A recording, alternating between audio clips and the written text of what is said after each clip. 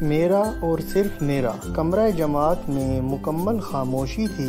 سب بچے خاموشی سے اپنا اپنا امتحانی پرچہ حل کر رہے تھے کہ اچانک کرن کی پینسل ٹوٹ گئی۔ اوہ، اب میں کیا کروں؟ میرے پاس تو یہ ایک ہی پینسل تھی اور وہ بھی ٹوٹ گئی۔ کرن نے سوچا کہ کیوں نہ برابر میں بیٹھی اپنی سہیلی مہوش سے اس کی فالتو پینسل مانگ لوں۔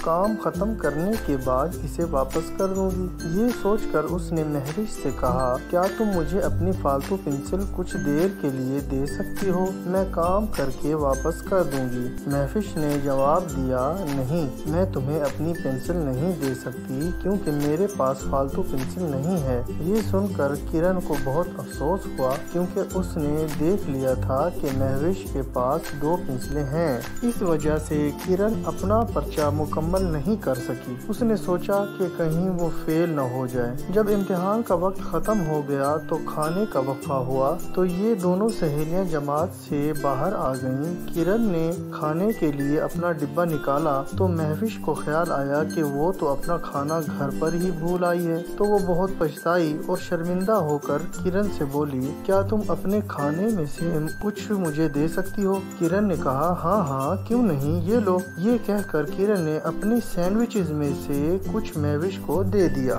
یہ دیکھ کر مہوش بہت حیران ہوئی کہ اس نے کچھ دیر پہلے اپنی فالتو پینسل کرن کو نہیں دی تھی، مگر کرن نے پھر بھی اس سے اپنے ساتھ کھانے میں شریک کر لیا۔ یہ سوچ کر مہوش دل ہی دل میں بہت شرمندہ ہوئی اور کرن سے بولی، کرن تم مجھے معاف کر دو کیونکہ میں نے فالتو پینسل ہوتے ہوئے بھی تمہیں نہیں دی۔ کرن مسکرائی اور بولی، تم میری سہیلی ہو مہوش، تم ایسا کیوں سوچتی ہو؟ پھر دونوں سہیلیاں مل کر کھانے لگیں۔ تو بچوں، اس کہانی سے ہمیں یہ سبق حاصل ہوتا ہے کہ وقت پر کسی کے کام آنا اچھی عادت ہے۔